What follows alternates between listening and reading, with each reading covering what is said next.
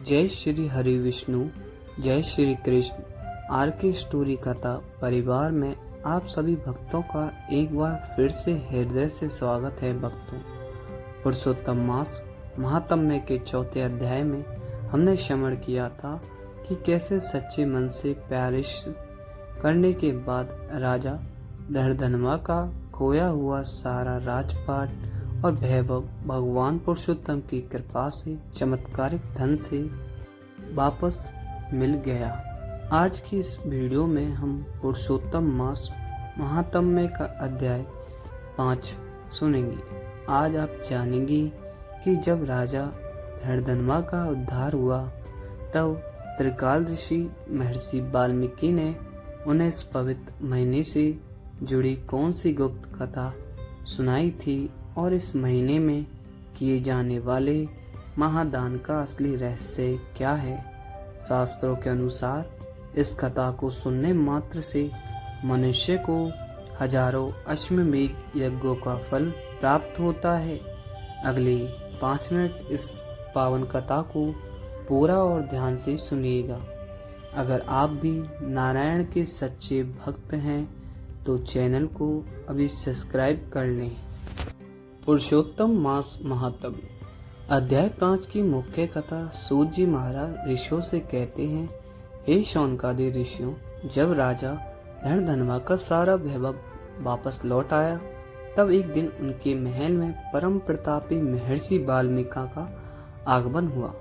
राजा ने बड़े आदर के साथ महर्षि को उत्तम आसन पर बैठाया, उनके चरण धोए और हाथ जोड़कर प्रार्थना की, हे मुनिश्रेष्ठ, आपकी कृपा और भगवान पुरुषोत्तम के आशीर्वाद से मेरा सब कुछ वापस मिल गया है। अब कृपा करके मुझे यह बताइए कि इस पावन महीने में कौन से दान करने से मनुष्य को अक्षय पुण्य की प्राप्ति होती है। महर्षि वाल्मीकि मुस्कुराए, बोले, राजन सुनो, पुरुषोत्तम मास में किए गए छोटे से दान का फल भी ब्रह्मांड में सबसे बड़ा होता है। इस विषय में तुम्हें एक प्राचीन इतिहास सुनाता हूँ। महर्षि वाल्मीकि ने बताया कि प्राचीन काल में चित्रबाहु नाम के एक बहुत ही धर्मात्मा राजा थे। उन्होंने अपने जीवन में बहुत से यज्ञ किए थे, लेकिन जब पुरुषोत्तम मास आया तो उन्होंने बिना किसी स्वार्थ के केवल भगवान नारायण को प्रसन्न करने के लिए मालपुआ और अन्न का महादान किया था। शास्त्रों में इस महीने में अपूप दान यानी मालपुए के दान को सबसे बड़ा और उत्तम दान माना गया है।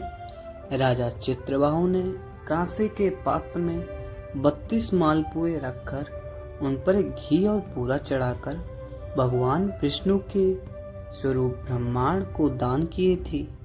महर्षि वाल्मीकि कहते हैं, हे धनवा, इस दान के प्रभाव से राजा चित्रबाहु के जीवन के सारे संकट पाप तो नष्ट हुए ही, साथ ही मृत्यु के बाद उन्हें साक्षात वैकुंठ धाम में स्थान मिला।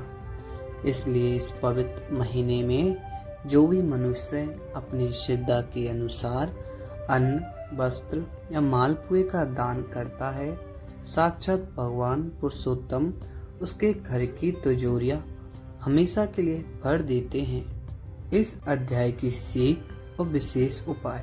भक्तों, 5वां अध्याय हमें सिखाता है कि केवल व्रत रखना ही काफी नहीं है, बल्कि हमारे मन में दूसरों की मदद करने और दान करने का भाव भी होना चाहिए।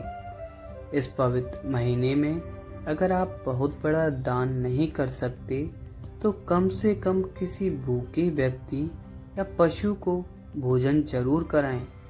रोज शाम को तुलसी जी के पास एक शुद्ध घी का दीपक जलाएं और ओम नमो भगवते वासुदेवाय मंत्र का जाप करें। तो भक्तों, महर्षि वाल्मीकि की बातें सुनकर राजा धड़धनवा ने आगे कौन सा कठिन व्रत किया, उन्हें भगवान पुरुषोत्तम के साक्षात दर्शन कैसे हुए, यह सब हम जानेंगे इसके अगले भाग में। इसलिए पुरुषोत्तम महात्म्य का अध्याय 6 हमारी अगली वीडियो में देखना बिल्कुल मत भूलिएगा। वह कथा बहुत ही दिव्य होने वाली है। अगर आपको आज का यह 5वां अध्याय पसंद आया है तो वीडियो को लाइक और अपने परिवार मित्रों के साथ शेयर जरूर करें ताकि वे भी इस पुण्य के भागी बन सकें। तो भक्तों, महर्षि वाल्मीकि की बातें सुनकर राजा धृतराष्ट्र ने आगे कौन सा कठिन व्रत किया, उन्हें भगवान पुरुषोत्तम के साक्षात दर्शन कैसे हुए, यह सब हम जानेंगे इसके अगले भाग में। इसलिए पुरुषोत्तम महातज्ञ अध्याय 6 हमारी अगली वीडियो में देखना बिल्कुल मत भूलिएगा। वह कथा बहुत ही दिव्य होने वाली है। अगर आपको आज का यह 5वां अध्याय पसंद आया है तो वीडियो को लाइक और अपने परिवार मित्रों के साथ शेयर जरूर करें ताकि वे भी इस पुण्य के भागी बन सकें।